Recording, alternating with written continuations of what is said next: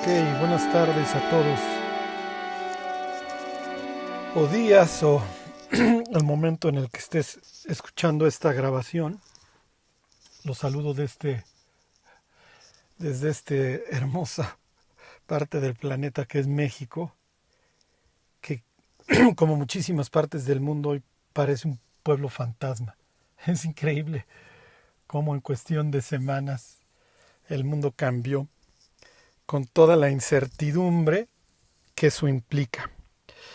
Y por eso decidí dar estos estudios de Apocalipsis, porque va a haber cantidades de cosas que van a estar circulando, muchas de esas mentiras, algunas otras verdades a medias y muy poca verdad.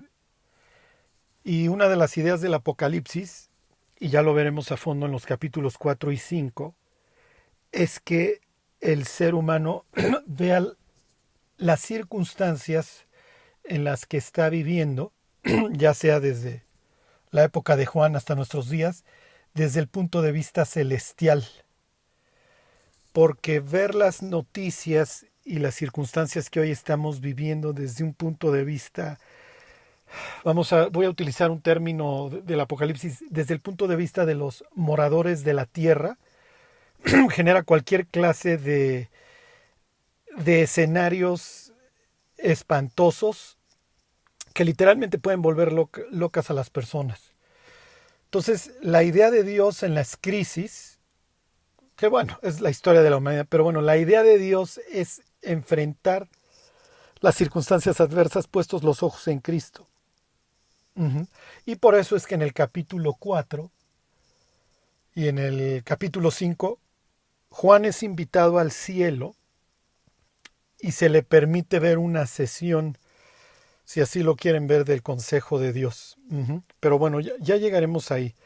La idea es que ustedes tengan un fundamento bíblico para poder, ¿cómo les diré? Para poder filtrar todas las noticias que ven. Y como les comentaba yo la vez pasada, hay muchas personas que dicen, oye, pero hay información relevante con respecto al coronavirus y lo que realmente está sucediendo. No creo que alcancemos a llegar hoy, pero para la próxima vez, cuando veamos la iglesia de Éfeso, les digo, no sé si hoy lleguemos, les voy a dar algo de algunos tips para que ustedes puedan ver y puedan filtrar muchas de las noticias que hoy estamos viendo. Lo que sí les puedo adelantar es que la humanidad ya está envuelta en más o menos ya una guerra global.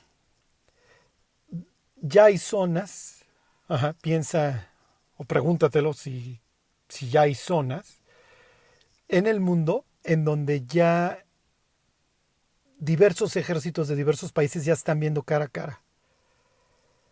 Y piensa en la guerra comercial brutal que hoy se está viviendo. Ajá.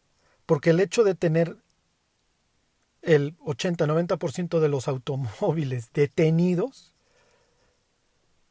y piensa cantidades de industrias detenidas, piensa lo que eso hace a los precios del petróleo. Oh, entonces no es solamente de un bicho ahí, el 19. Piensa lo que eso está haciendo a los precios del petróleo. Y piensa en los países que son petroleros, cómo la están pasando. Ajá. Piensa en estas negociaciones entre la OPEP y Rusia, etcétera, para reducir la producción. Piensa en qué moneda se cotiza el petróleo. ¿Qué pasaría si el petróleo se dejara de cotizar en esa moneda? Etcétera, etcétera, etcétera. Carlos, ¿qué tiene que ver esto con Éfeso? Lo vamos a ver. Lo vamos a ver. Ok, la última vez me quedé en el versículo 11 que tuve a bien olvidar porque me emocioné con el versículo 12, me emocioné contándoles de que Juan se volvió para ver una voz. Y se acuerdan de Jeremías 23:18, ¿quién estuvo en el consejo de Dios? ¿Quién estuvo atento quien estuvo atento y vio y oyó su palabra. ¿Se acuerdan? Entonces Juan voltea a ver una voz. Esto para, para un hebreo como Juan, que está constantemente meditando en las escrituras, no es algo extraño, no es algo nuevo. ¿Ok? Eh, pero bueno, la cuestión es que Juan escucha detrás de sí, ¿se acuerdan? Isaías 30:21, escucha detrás de sí una gran voz como de trompeta. Esto es típico de la voz celestial, ¿sí? En el Éxodo tienes la voz de bocina. En el libro de Daniel tienes voz como multitud. Más adelante en el Apocalipsis tienes como el estruendo de muchas aguas, tienes voz de trueno, o sea, para dar a entender la magnificencia del poder de la voz que está escuchando. Y entonces le dice, versículo 11, yo soy el alfa y la omega, ¿se acuerdan? O sea, la primera y la última letra del abecedario griego. Aunque ustedes no lo crean, a Dios los judíos le decían Emet, porque Emet quiere decir verdad. Ajá, hasta la fecha eso quiere decir Behemet. Si alguien te dice Behemet, está diciendo de verdad. Ajá. Y es una palabra de 3 letras. Y las 3 letras de Emet es la primera, la de en medio y la última en el abecedario judío, en el abecedario hebreo, perdón. Entonces, se los digo para que ustedes vean que esto tampoco hubiera sido nada extraño en que estuviera flotando dentro del cerebro de Juan el llamar a Dios el alfa y la omega. Luego dice el primero y el último. ¿Ok? Es una referencia, ¿se acuerdan? A Isaías 44:6, yo Jehová el primero, también el último. Entonces, ¿qué está diciendo aquí el autor? El autor está diciendo que la persona con la que está hablando es Dios. ¿Ok? Y le dice que escriba en un libro las cosas que ve. Esto es típico, ¿ok? También piensa en Moisés, también escribe Jeremías, también escribe. Su libro acaba en una chimenea, pero bueno, luego léanlo. Si mal no recuerdo, es capítulo 36. Ok, entonces no es nuevo tampoco esto de que un participante en la historia de redención de parte de Dios le sea ordenado que escriba lo que ve. Ok, y que lo envíe a las 7 iglesias que están en Asia. Ok, y les decía yo la semana pasada que esto implica plenitud, o sea, el mensaje que está dando Juan está dirigido a todo el cristianismo, o sea, está dirigido a nosotros. Y ya van a ver si no está dirigido esto a nosotros. Digo, ahorita no empiezo a desgañitarme y arrancarme las greñas de cómo nos aplican muchísimas advertencias y muchísimas cosas de las que Dios le ordena escribirle a Juan a estas 7 iglesias. Nos queda claro que le está escribiendo a la plenitud del cristianismo porque no hay nada más 7 iglesias en Asia. Ajá, piensen en Colosas. Pablo le escribe, Colosas está ahí cerca. Piensen en Hierápolis. Piensen en Troya. Ok, ahí donde Pablo diserta largamente y es tan larga su predicación que don Eutico con las velas y el poco oxígeno y ya dando pues entrada a la noche o la madrugada, pues se nos quedó dormido Eutico y Eutico se cae desde la ventana, ¿ok? Pero todo esto se los dio para que lo piensen. O sea, si hay más iglesias en Asia, ¿por qué hace referencia a las 7 iglesias que están en Asia? Bueno, porque son 7, ¿ok? Es un sello divino.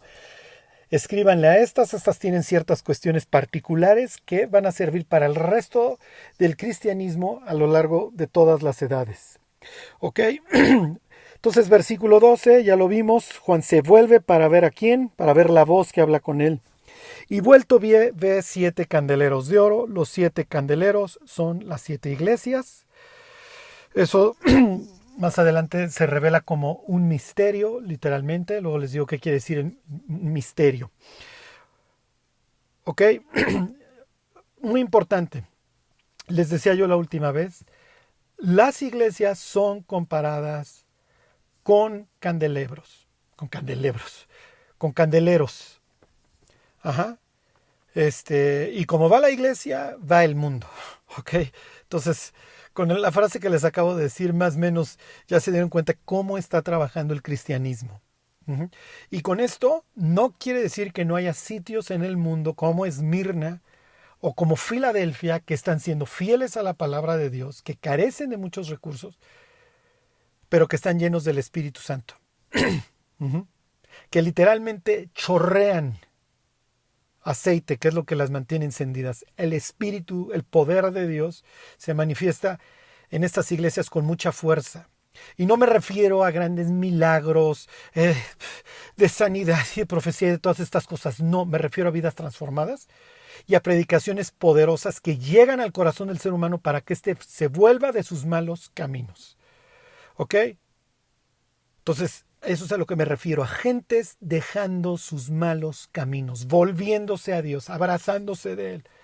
Ajá. Piensen en Amán, piensen en Ruth, piensen en Rahab. Eso es, a lo que, eso es el tipo de milagros que me estoy refiriendo, que personas dejen a sus dioses, cualesquiera que estos sean, la Santa Muerte, el alcohol, las drogas o una combinación de los anteriores, más los que se acumulen en la semana, para volverse al Dios verdadero. Ok, y dice, versículo 13, que en medio de los 7 candeleros vio a uno semejante al Hijo del Hombre, vestido de una ropa que llegaba hasta los pies y ceñido por el pecho con un cinto de oro. Ok, y esto vuelve a ser muy importante. Y me voy a brincar tantito a una frase que va a aparecer y obviamente cuando toque voy a hacer referencia nuevamente a esta frase. En medio de los 7 candeleros está Cristo. En medio de las 7 iglesias, de estas 7 iglesias, está Jesús. ¿Qué implica? Implica lo que Jesús le dice a cada una de estas iglesias. Yo conozco tus obras.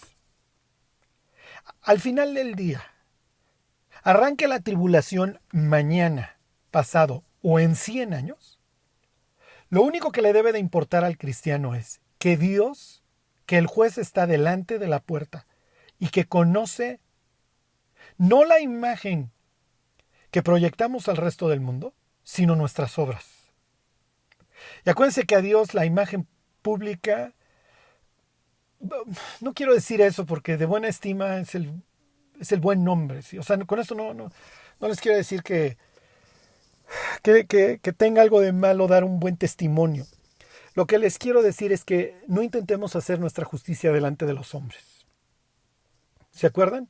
Hay cosas que Dios ahí en Galilea, en la montaña, menciona como que no debemos de estar haciendo delante de los hombres para tener gloria de ellos, porque Dios nos conoce en lo secreto. Y Jesús da algunos ejemplos. Cuando ores, cuando des ofrendas, cuando ayunes, ajá, que realmente sea tu Padre que ve en lo secreto el que te premie. Y aquí es muy importante. Nosotros podemos intentar hacer crecer las iglesias de muchísimas maneras. Dios nos está viendo. Y Dios se pasea en medio de las iglesias. Y al final de cuentas son de Él y Él las compró con su sangre. Ok. Les vuelvo a leer el 13. Dice, en medio de los 7 candeleros, a uno semejante al Hijo del Hombre, vestido de una ropa que llegaba hasta los pies, ceñido por el pecho con un cinto de oro. Si ustedes se van, no me acuerdo, creo es Isaías 59, el cinto simboliza la justicia. Pero lo que les voy a decir acerca de esta ropa o de estas características que Juan narra acerca de Jesús, que casualmente son 7, qué raro. Ajá. Les voy a decir lo más importante, porque Juan va a seguir aquí con su cristología y afirmando que Jesús es Dios. Les leo el 13 y me voy a brincar al 15. Dice, sus pies semejantes al bronce bruñido, refulgente como en un horno, y su voz como estruendo de muchas aguas. Ok, me voy a ir al capítulo 10 de Daniel y les voy a enseñar cómo se describe a un ángel. Ok.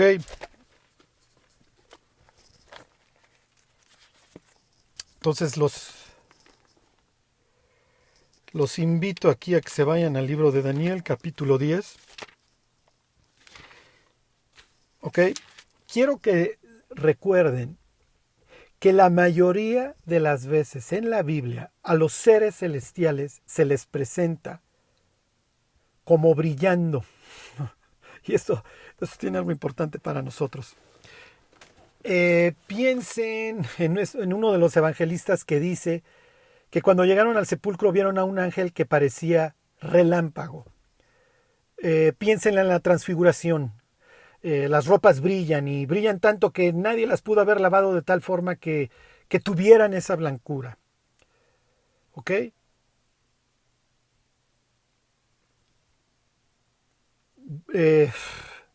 A ver, Daniel 10. Y ahorita van a ver por qué específicamente me brinqué el 14. Ok, tú estás hablando con un testigo de Jehová o con una persona que niega que Jesús es Dios. Ok. Porque esto ya no es privativo solo de los testigos de Jehová. Y entonces, tú lees capítulo 10 del libro de Daniel, en donde dice, les leo desde el 4. Y el día 24 del mes primero estaba yo a la orilla del gran río Hidekel, y alcé mis ojos y miré, y aquí un varón vestido de lino, ceñido sus lomos de oro de Ufaz. ¿Ok? Su cuerpo era como de berilio, y su rostro parecía, qué raro, un relámpago, y sus ojos como antorchas de fuego, y sus brazos y sus pies como color de bronce bruñido, y el sonido de sus palabras como el estruendo de una multitud. ¿Ok? La persona, el ser que está hablando con Daniel, es un ángel, y así se lo dice. Y de hecho este ángel no crean que es un ser celestial de alto rango, al grado que le dice, mira Daniel, intenté venir desde que empezaste a orar con el mensaje, pero no pude llegar porque el príncipe de Persia se me interpuso. Ok, todo esto del príncipe de Persia y todas estas cosas lo veremos cuando lleguemos al capítulo 9 de Apocalipsis y toda esta cosmovisión. Ok. Miren, se los leo desde el 10:12. Entonces me dijo Daniel, no temas, porque desde el primer día que dispusiste tu corazón a entender y a humillarte en la presencia de tu Dios, fueron oídas tus palabras, y a causa de tus palabras yo he venido. Mas el príncipe del reino de Persia se me opuso durante 21 días. No es Ciro, ni Darío, ni Jerjes, ni Asuá, o sea, ni Artajerjes, ni ninguno de estos reyes persas. Está hablando de otro tipo de rey. Ajá. ¿Se acuerdan de que Pablo dice que no tenemos lucha contra sangre y carne, sino contra príncipes? Pero bueno, eso ya lo veremos. Entonces, tú tienes en el capítulo 1 de Apocalipsis y en el capítulo 10 de Daniel esta descripción, en donde en muchas cosas coinciden. La voz, el bronce bruñido, las ropas blancas, que brilla, su faz es como de relámpago, etcétera, etcétera. Entonces la persona que te quiera engañar va a sacar Daniel 10 y te va a decir, ya ves. Por eso me brinqué a propósito el versículo 14, Apocalipsis 1:14. No se vayan de Daniel, yo se los leo. El 1:14 de Apocalipsis dice, su cabeza y sus cabellos eran blancos, como blanca lana, como nieve, sus ojos como llama de fuego. Y esos cabellos blancos, como blanca lana, no los tiene el ángel de Daniel 7. Los tiene Dios en el de Daniel 10. Los tiene Dios en Daniel, versículo,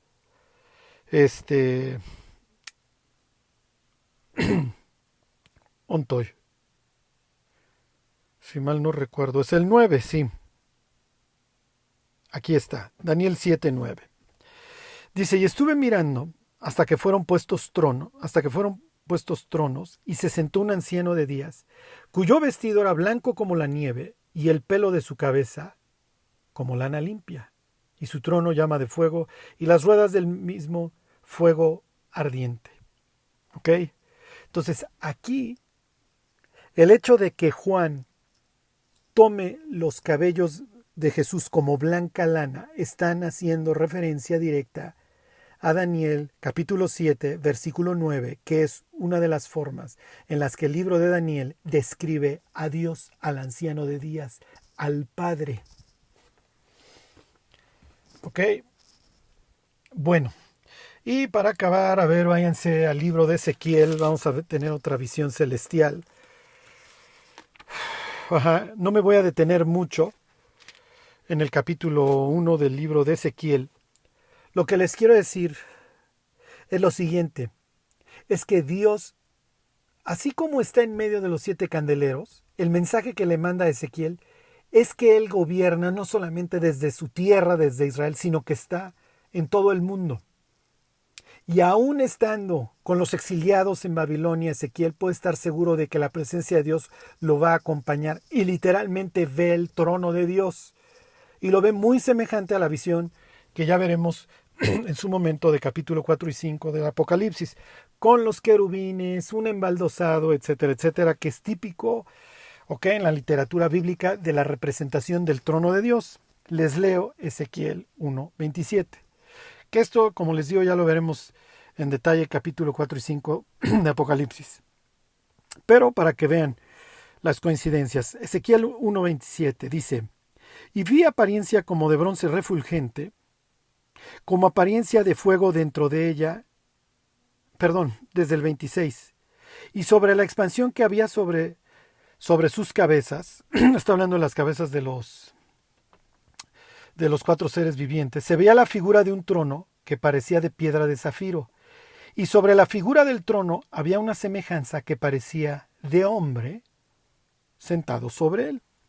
Y vi apariencia como de bronce refulgente, como apariencia de fuego dentro de ella en derredor, desde el aspecto de sus lomos para arriba y desde sus lomos para abajo. Vi que parecía como fuego y que tenía resplandor alrededor, como parece el arco iris que está entre las nubes el día que llueve, así era el parecer del resplandor alrededor. Esta fue la visión de la semejanza de la gloria de Dios. Y cuando yo la vi, me postré sobre mi rostro y oí a uno que hablaba. Ok, ¿qué está diciendo Juan en Patmos? Me encontré con Dios. Tan tan. Me encontré con Dios y les paso un tip, muchachos. Cristianos, pastores, etc. Esto va a ser muy importante. Cuando lleguemos a la iglesia de Tiatira, el mensaje va a sacar ronchas. El mensaje va a sacar ámpulas porque hoy es lo que estamos viviendo. Y cuando lleguemos al mensaje de Tiatira, yo quiero que las mujeres que estén escuchando el mensaje sepan, y me refiero a las mujeres creyentes, que caminamos delante de Dios.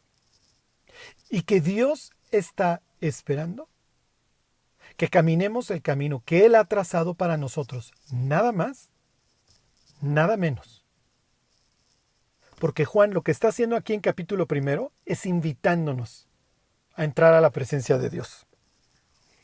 Lo que Juan está haciendo es darle autoridad a lo que está a punto de escribir.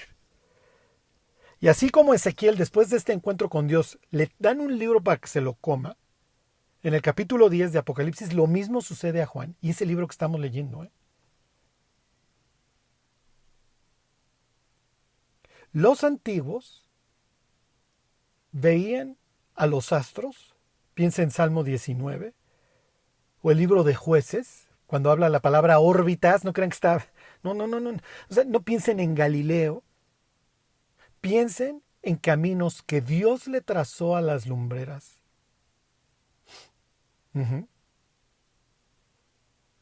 Y así ha establecido un camino para cada uno de sus hijos. Y termino este comentario de que los seres celestiales brillan. Piensen Daniel 12. Los que enseñan la justicia a la multitud brillarán como ¿qué? Como las estrellas a perpetua eternidad. Los creyentes glorificados vamos a brillar. Hoy somos hijos de Dios. Sí, es lo que dice Primera de Juan, es lo que dice capítulo 1 del Evangelio de Juan. Y aún no se ha manifestado lo que hemos de ser para nada. Vivimos en esta carne putrefacta. Pero si tú decides ir por el camino, por la órbita, porque la palabra órbita para ellos es el canal. Es el camino que Dios le trazó. Piensa en Salmo 19. El sol sale a recorrer, como novio que sale de su tálamo, sale a recorrer el trayecto que Dios le ordenó. ¿Quieres brillar en la eternidad? No tiene gran ciencia. Camina tu órbita y vas a brillar. Nada más, nada menos. Ok. Ya me imagino que las féminas ya fueron a ver, ya se fueron a ver a ver qué le dice Jesús a Tiatira. No se preocupen, no se preocupen. También para los hombres hay gran regaño en esa iglesia y en la anterior. Bueno, versículo 16. Tenía en su diestra 7 estrellas, de su boca salía una espada aguda de 2 filos, y su rostro era como el sol cuando resplandece en su fuerza. Ok, aquí tenemos un tema, vamos a decir, mesiánico desde el punto de vista judío. El Mesías descendiente de David, que muestra aquí su poder, ya no tanto, porque, y lo vamos a tener en, ¿cómo les diré?, con sus dos aspectos. Vamos a tener el aspecto del Dios guerrero, Apocalipsis 19, y el que ganó la batalla a través de su martirio, a través de su sacrificio. Aquí se presenta Jesús con una espada. Y hay varias palabras griegas para la palabra espada en el Nuevo Testamento. Aquí es la ronfalla y es una espada grande. ¿Ok? Piensen en un rey con una espada grande. La del soldado romano que describe ahí Pablo a los Efesios en capítulo 6 es la majaria. Es más chica. Entonces, ¿qué mensaje está mandando aquí? Cuando la espada aguda sale de su boca. ¿Ok? Es el poderoso. Y piensen en todas estas profecías del Antiguo Testamento que Dios va a matar al impío con el espíritu de su boca, con el resplandor de su venida, con su vara. Piensen en 2 de Tesalonicenses, en donde describe a Jesús regresando en llama de fuego. ¿Ok? Para matar, para destruir a todos los que nos atribulan, porque esto es justo delante de Dios. Así más o menos dice 2 de Tesalonicenses capítulo 1. ¿Ok? Entonces de su boca sale este poder. Piensen en el regreso de Cristo descrito en Zacarías. ¿Ok? Las cuencas y los ojos y las lenguas se les van a deshacer a las personas que están viendo el regreso de Jesús. ¿Ok? Y de esta espada que vuelve a mencionar Apocalipsis 19 más adelante, que sale de su boca. Pero esta espada también la va a utilizar Dios para literalmente guerrear, luchar contra los creyentes en las iglesias más adelante. Y esto obviamente, ¿a qué nos hace pensar a los cristianos cuando pensamos en una espada de 2 filos? Pues es natural. ¿Se acuerdan? Hebreos capítulo 4, versículo 12. La palabra de Dios es viva y eficaz, y más cortante que toda espada de 2 filos, y penetra hasta partir el alma y el espíritu, las coyunturas y los tuétanos, y discierne los pensamientos y las intenciones del corazón, y no hay cosa alguna que no sea manifiesta delante de su presencia. Antes bien, todas las cosas están abiertas y desnudas delante de los ojos de aquel a quien tenemos que dar cuenta. Mi cráneo todavía funciona. ¿Ok? Entonces, ahí tienes la señal de autoridad. ¿Ok? Su rostro es como el sol cuando resplandece en su fuerza. A los que les gusta este libro caótico del libro de Jueces, esto trae, obviamente, a la memoria capítulo 5, versículo 31 del libro de Jueces, el guerrero. ¿Ok? se presenta al Mesías con la espada y con el resplandor del sol como el guerrero. ¿Ok? Esto viene en el cántico de Barak y Débora después de su victoria sobre el rey cananita. No sé si fue la última o la penúltima vez que hice referencia a esto. Se los leo, Jueces 5:31. Así perezcan todos tus enemigos, oh Jehová. Fíjense qué versículo está trayendo a la mente Juan, ¿eh?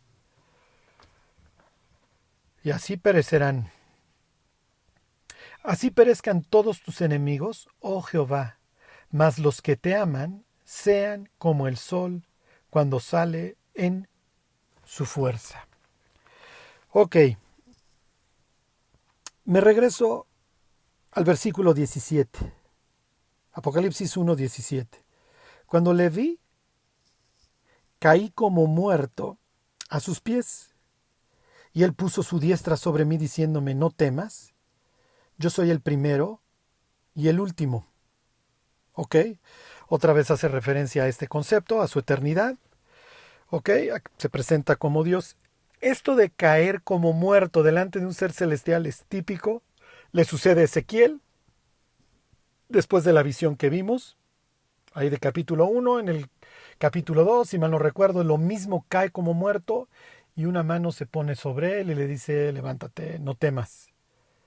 Se los estoy parafraseando. Estoy seguro, porque lo acabo de leer, capítulo 10 del libro de Daniel, lo mismo sucede con Daniel. Daniel desfallece delante del ser celestial y el ser celestial lo levanta.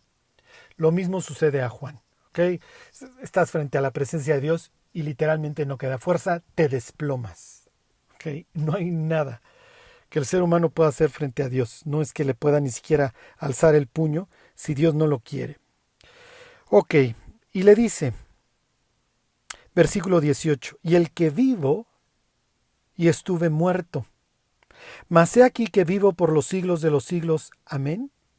Y tengo las llaves de la muerte y del Hades. Ok, ¿qué le está diciendo Jesús? Jesús le está diciendo muchas cosas, ya te podrás imaginar. Regresa a este tema de la muerte. ¿Por qué? Porque al final de cuentas, de aquí a 100 años, ni yo, ni ninguno de los que me estén escuchando, ni los transhumanistas en sus sueños más guajiros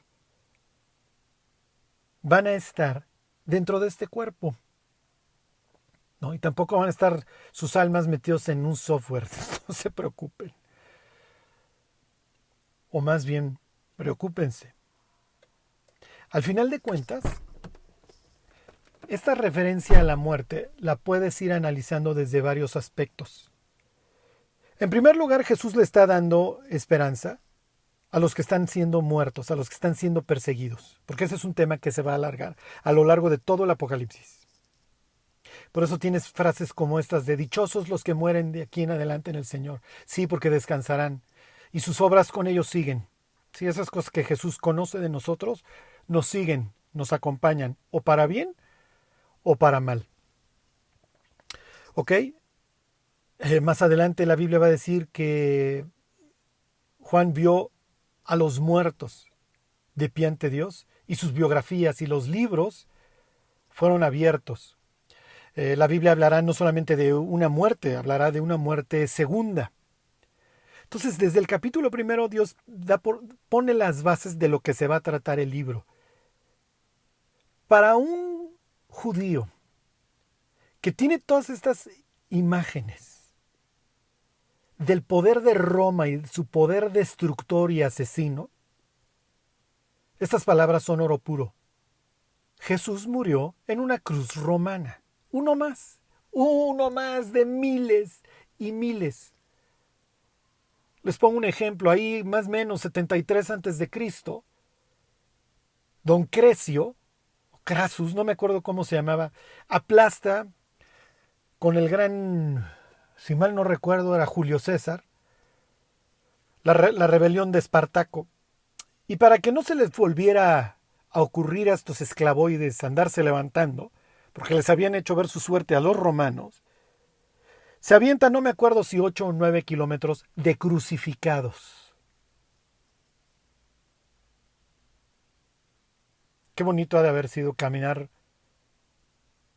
por esa ruta, ¿eh? Entonces todo el poder, todo esto de lo que se jactan los romanos, y en sus monedas, por ejemplo, aparece cómodo, y bajo el pie de su caballo, un vencido. En otras monedas presentaban a mujeres viendo a sus maridos, imagínense, atados, yendo a trabajar como esclavos. Esto es así la burla del vencido. Roma tenía un sistema económico bastante próspero, todo a base de una sola institución, la esclavitud. Y los cristianos, sin disparar una sola flecha o empuñar una sola espada, pusieron de cabeza al imperio romano. La manumisión, la liberación de esclavos, se empezó a propagar en el imperio gracias al cristianismo. Sí sucede que hay un tal Saúl, un tal Paulus, que le anda diciendo a los esclavos que si pueden liberarse, pues mejor, pero que si no, pues como sea, en sus ciertas cartillas, esas como la de los Efesios y los Colosenses, les dice que se sometan a sus amos y que les den un buen testimonio. Pero que si se pueden liberar, pues que lo procuren más. Y además, delante de Dios, como si las sandeces no fueran a terminar, ya no hay esclavo ni libre.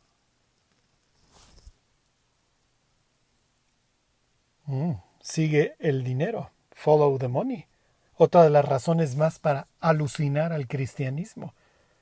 Sucede que se convierte el esclavista o el señor que tiene muchísimos esclavos y se le ocurre ponerlos en libertad porque resulta que Dios ya lo puso en libertad de sus pecados. Y anda circulando por ahí en el imperio un apocalipsis que dice que Jesús nos libertó. ¿Ya vieron el poder del cristianismo? A lo largo del apocalipsis se maneja muchísimo el martirio. El mártir es presentado en la Biblia como el vencedor. Pero la sangre del mártir tiene un efecto no solamente poderoso en su vida, que le da la corona de justicia o la corona de la vida, sino que lleva a las personas a la conversión. Así que si tú estás soportando a un cónyuge incrédulo y le estás sonriendo, es probable que acabes ganando la batalla, ¿eh? Sin echar de gritos ni alzar la voz. Si tienes un patrón insufrible y le estás dando un buen testimonio, igual y un día ganas la guerra, ¿eh? Eventualmente, si no se convierte, se postrará delante de ti. Eso lo leeremos más adelante. Pero igual y se postra antes ante Cristo. Y habrás ganado la guerra.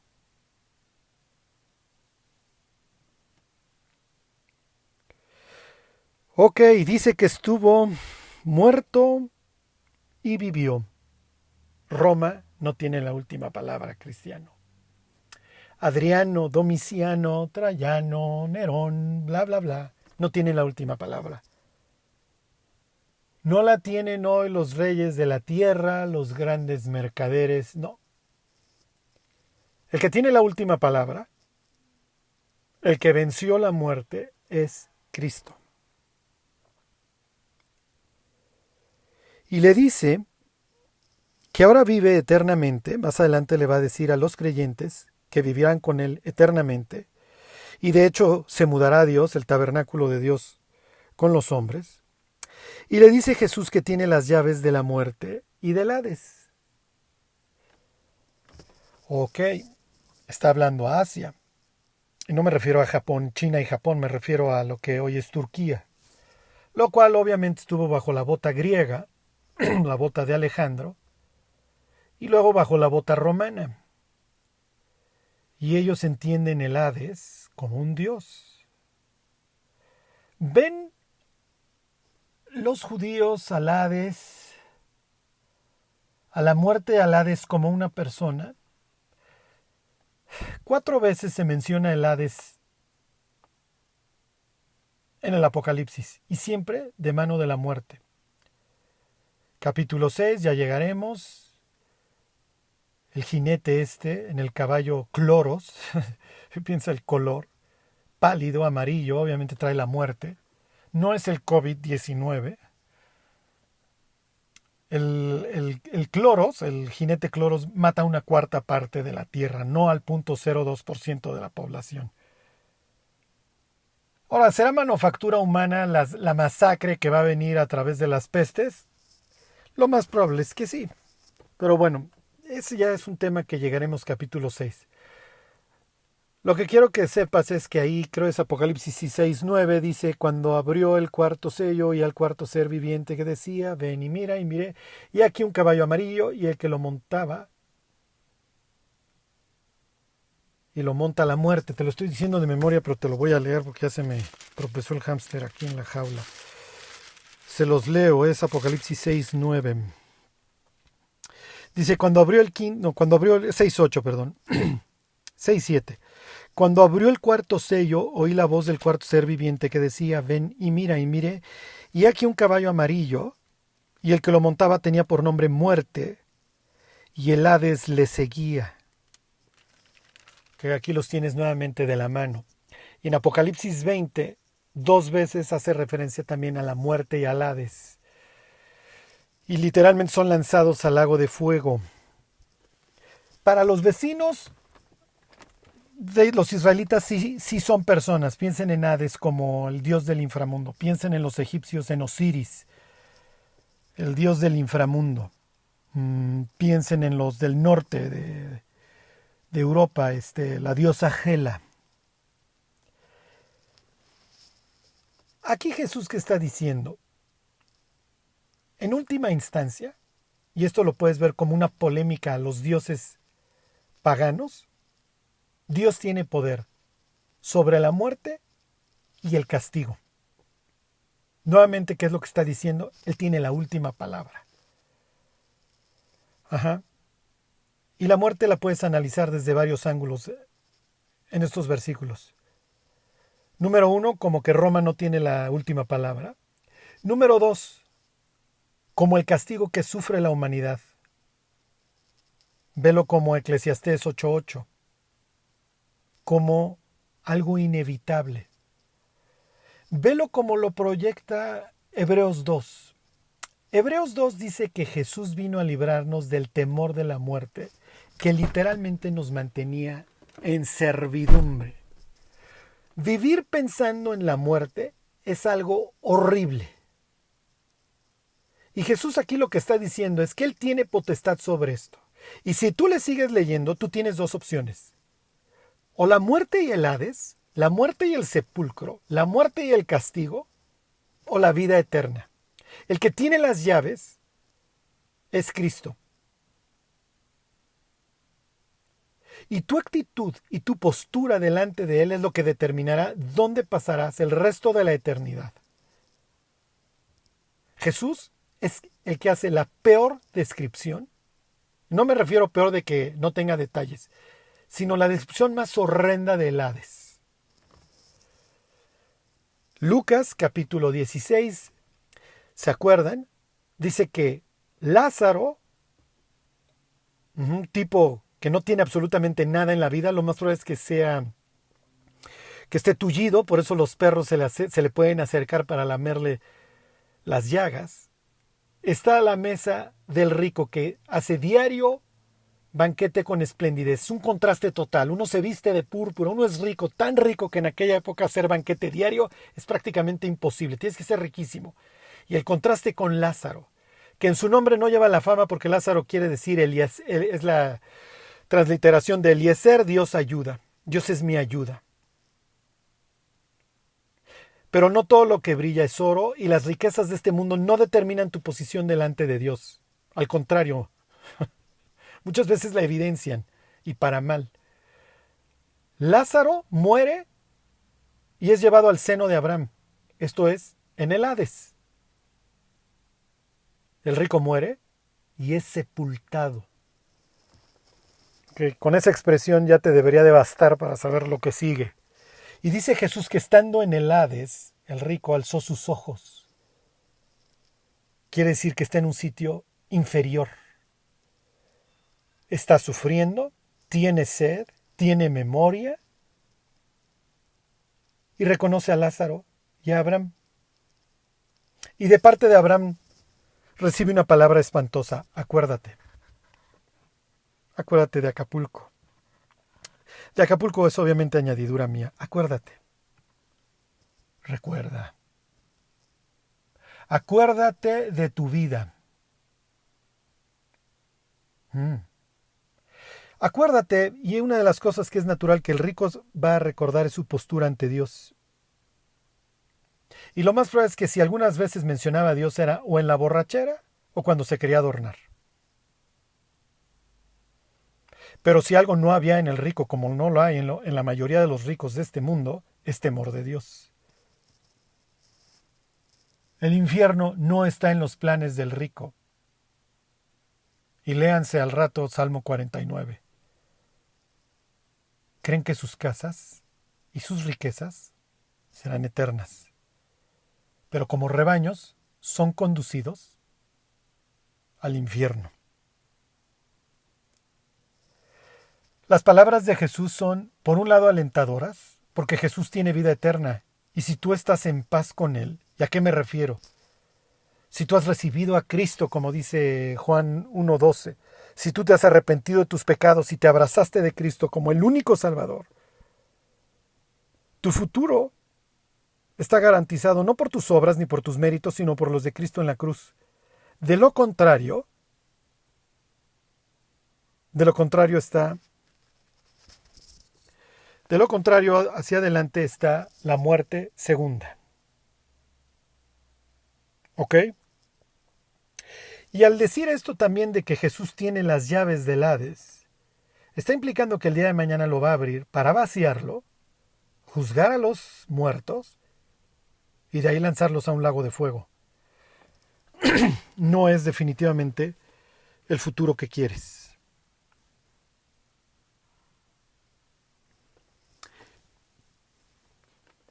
Voy a terminar leyéndote dos pasajes del libro de Eclesiastés. Uno ya te lo dije, pero te lo vuelvo a leer. Es Eclesiastés 8:8. Los que nos reconciliamos con Dios, tarde o temprano, pase lo que pase después de lo que tenga que pasar, estaremos delante de Dios. Brillaremos como las estrellas a perpetua eternidad. Lejos de que el nombre o el número de la bestia esté grabado en nuestras frentes estará grabado el nombre de Dios y lo veremos cara a cara. Nuestra experiencia diaria, nuestra experiencia eterna, será la misma que les estoy describiendo de Juan aquí en el capítulo 1. Mientras, la muerte no es solamente probable, es un hecho prácticamente seguro. Y quiero presentar la muerte como la presenta aquí Eclesiastés. Ya olvídense de la victoria sobre Roma, etc. Porque lo que hacen estas crisis como las que estamos viviendo es que muchas personas empiecen a hacerse las preguntas grandes de la vida. ¿De dónde vengo? ¿A dónde voy? ¿Para qué vivo? ¿Cuál es el sentido de la vida? Piensen en la cantidad de gentes que van a perder fortunas, que abrirán los ojos en mayo del 2020 para ver muchas cuentas en ceros y muchas deudas creciendo. Muchos otros perderán sus empleos. Estamos viviendo una crisis planeada, de eso pueden estar seguros. Va a haber transferencias de riqueza gigantescas. y los grandes de la tierra, los mercaderes, ahora sí seguro próxima semana llegamos a esto, muchos de ellos van a abrir las bolsas, las alforjas, los costales, las bóvedas más llenas que nunca. Y los tentáculos sobre el mundo serán cada vez más grandes. Y aquí les hago un paréntesis. Cuando empecemos a ver cuando se abren los sellos, cuando se abre el tercero, dice Juan que escuchó una voz. 2 libras de trigo por 1 denario y 6 libras de cebada por 1 denario. No dañes el aceite ni el vino, las élites esas nunca van a dejar de tener. ¿En qué gastamos nuestro dinero? Piénsenlo. ¿Para qué vivimos? Últimamente he estado hablando con varios creyentes a lo largo de esta cuarentena, de este encierro. Y muchos se están reencontrando con sus cónyuges, otros están matando con ellos, pero muchos se están reencontrando con sus familias. Me recuerda mucho las palabras estas de Pablo a los filipenses. Quiero que sepan que las cosas que me han sucedido, léanse sus prisiones, han redundado más bien para el progreso del Evangelio. Ok, entonces quiero terminar con una reflexión. Dice Eclesiastés 8:8. No hay hombre que tenga potestad sobre el espíritu para retener el espíritu, ni potestad sobre el día de la muerte. Y no valen armas en tal guerra, ni la impiedad librará al que la posee.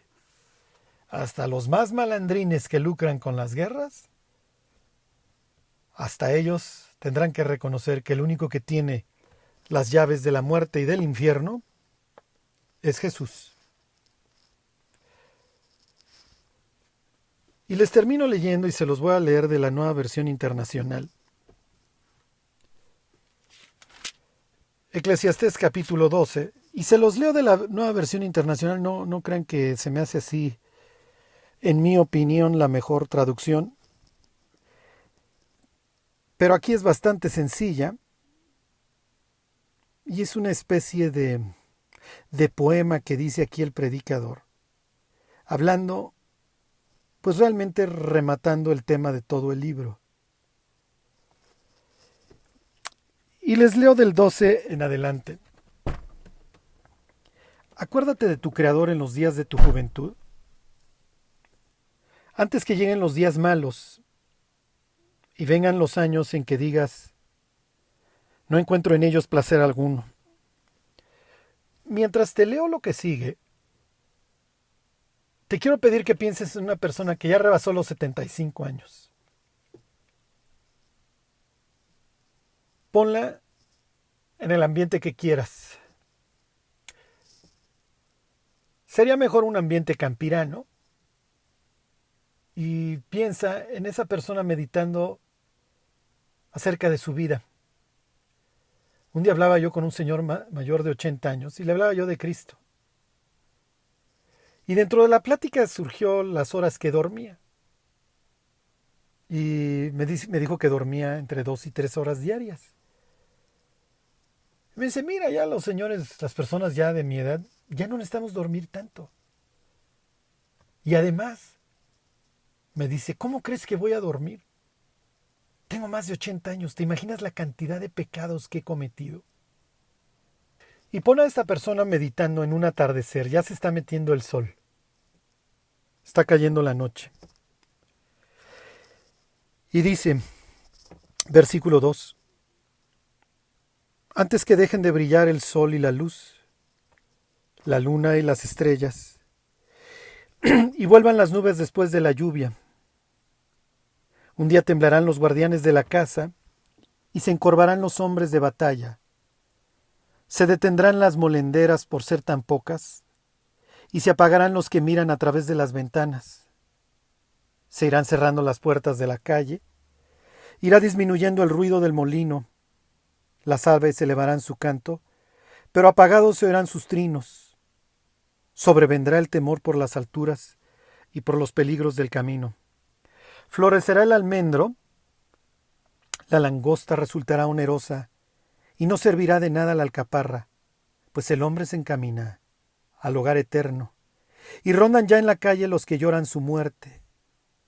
Acuérdate de tu Creador, antes de que se rompa el cordón de plata, se quiebre la vasija de oro, y se estrelle el cántaro contra la fuente, y se haga pedazos la polea del pozo.